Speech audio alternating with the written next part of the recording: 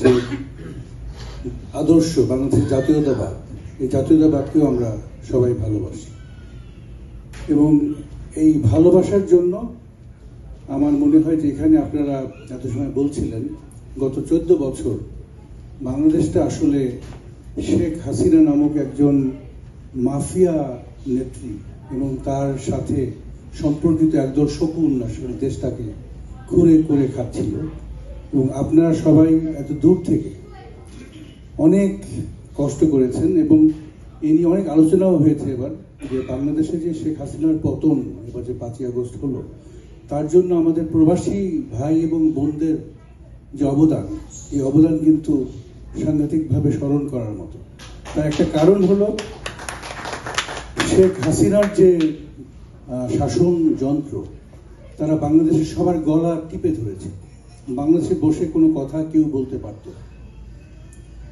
বিদেশ থেকেই সর্বপ্রথম এই অপশাসনের বিরুদ্ধে কথা বলা শুরু হয়। আপনারা বুঝাই বলেছেন, আপনার স্টেট ডিপার্টমেন্টের সামনে আপনারা ডেমনস্ট্রেশন করেছেন, হোয়াইট হাউস ডেমনস্ট্রেশন করেছেন, ইউনাইটেড নেশনসে ডেমনস্ট্রেশন করেছেন।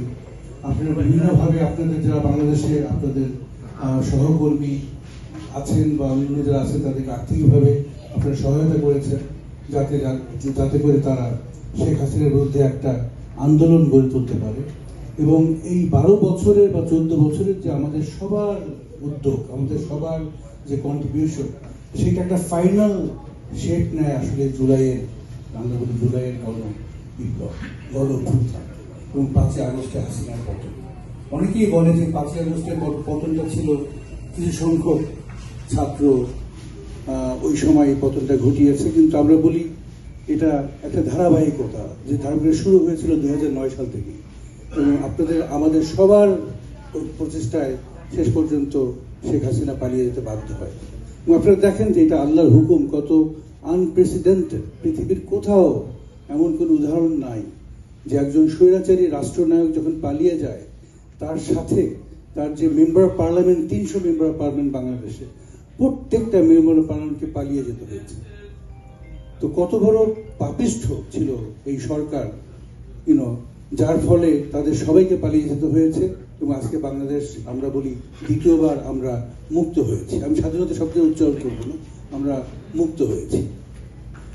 তো 5ই আগস্টের যে আমাদের পাওয়া, এই পাওয়া কিন্তু আমাদের সামনে কিছু কিছু চ্যালেঞ্জ ছুড়ে দিয়েছে এবং প্রধান চ্যালেঞ্জটা হলো আমাদের যে রাজনীতি করার ধরন, এটা আমরা কখনোই আর অতীতে ফিরে যেতে পারবো না। আমাদেরকে নতুন ধরনের রাজনীতি শুরু করতেই হবে।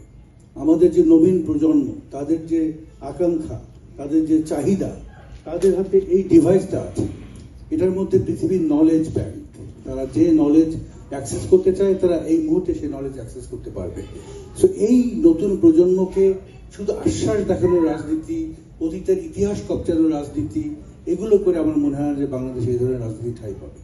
আমাদের রাজনীতিকে হতে হবে ফরওয়ার্ড লুকিং এবং এই কারণেই আমাদের নেতা জনাব তারেক রহমান, উনি অনেক আগেই বুঝতে পেরেছিলেন যে হাসিনাকে তো একসময় পালাতেই হবে, এভাবে তো একটা স্বৈরাচার টিকে থাকতে পারে এবং উনি চিন্তা করেছিলেন যে আমাদের বাংলাদেশের রাজনীতি, বিশেষ করে বিএনপির রাজনীতিকে জ্ঞান নির্ভর করতে হবে এবং বিএনপির রাজনীতিকে উন্নয়ন সেন্ট্রিক বা উন্নয়ন কেন্দ্রিক করতে হবে।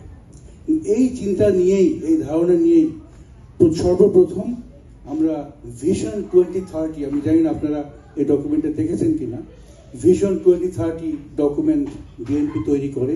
এটা শুধু 2017-18 দিকে এই ডকুমেন্টটা তৈরি হয় এবং এই ডকুমেন্টের মধ্যে খুব ইনডেপথ আছে যে বিএনপি যদি কখনো রাষ্ট্র পরিচালনার দায়িত্ব পায় তাহলে পরে বাংলাদেশে বিএনপি কি ভ্যালু অ্যাড করবে, বাংলাদেশের বিভিন্ন সেক্টরে, স্বাস্থ্য, শিক্ষা, কৃষি, এই সব সেক্টরে বিএনপি কি ভ্যালু অ্যাড করবে, এই দিক নির্দেশনা ভিশন 2030-তে ছিল। এরপরে আমরা এই ভিশন 2030-র উপরে আমরা উই বিল্ট অন ভিশন 2030 এবং এটা 2022 সালে মার্চ মাসে জনাব তারেক রহমান সর্বপ্রথম 27টা দেশ রাষ্ট্র মেরামতের জন্য 27টা পয়েন্ট উনি আইডেন্টিফাই করেন এবং এটাকে আমাদের বিএনপির পার্টির প্রতিটি স্তরে এটাকে উনি বিলি করেন। কিন্তু পরবর্তীতে আমাদের মধ্যে একটা রিয়েলাইজেশন আসে যে শেখ হাসিনার যে গত 14 বছরের শাসন, প্রত্যেকটা প্রতিষ্ঠান ধ্বংসপ্রাপ্ত হয়েছে। সাংবিধানিক যতগুলো প্রতিষ্ঠান আছে এগুলোকে ধ্বংস করা হয়েছে, নির্বাচন ব্যবস্থা ধ্বংস হয়েছে, সংসদ ধ্বংস হয়েছে, বিচার ব্যবস্থা ধ্বংস হয়েছে, দুর্নীতি দমন ব্যবস্থা ধ্বংস হয়েছে। এবং এই প্রতিষ্ঠানগুলোকে যদি গড়তে হয়, এই গড়ার দায়িত্ব বিএনপির একার না। এই যে রিয়েলাইজেশন, এইটাও আমাদের নেতা জনাব তারেক রহমানের মধ্যে আসে, যেটা বিএনপি একা এই দায়িত্ব নেওয়া উচিত হবে না। ওই জন্য এই 27 দফা নিয়ে বিএনপি প্রত্যেকটা পার্টি, যেসব দলগুলো শেখ হাসিনার স্বৈরাচারী যে শাসন তার বিরুদ্ধে অবস্থান নিয়েছিল, গণতন্ত্রকামী যে দলগুলো, তাদের সাথে আলোচনা সাপেক্ষে আমরা শেষ পর্যন্ত 31টা, আপনারা মনে শুনেছেন, 31টা রাষ্ট্র মেরামতের যে পয়েন্ট, এটা আইডেন্টিফাই করা হয়। সুতরাং আমরা প্রায় বলি যে বিএনপির 31টা রাষ্ট্র মেরামতের পয়েন্ট, আসলে তা না। এটা হলো গণতন্ত্রকামী প্রত্যেকটা দলের 31টা রাষ্ট্র মেরামতের পয়েন্ট। আমার এত কিছু বলার উদ্দেশ্য হলো, প্রথমে বলেছিলাম যে আমাদের নেতা জনাব তারেক রহমান, উনি জ্ঞান নির্ভর, আমরা বলি নলেজ বেসড এবং ডেভেলপমেন্ট সেন্ট্রিক রাজনীতির উনি এটাকে প্রবর্তন করতে চান। এবং তার ধারাবাহিকতাতেই আজকে আমাদের এই 31 দফার রাষ্ট্র সংস্কারের যে কাঠামো, এই কাঠামোটা আমাদের কাছে আছে। এবং এই কাঠামো যদি আপনারা দেখেন, এখানে ব্রডলি 2 ভাগে আমরা ভাগ করতে পারি এই 31টা পয়েন্ট। একদিকে আছে রাষ্ট্র মেরামতের, যেমন সংসদ, আমরা নির্বাচন ব্যবস্থা কিভাবে মেরামত করব, আমরা জাতীয় সংসদকে কিভাবে মেরামত করব, আমরা রাষ্ট্রের বিভিন্ন ভারসাম্য কিভাবে আনবো,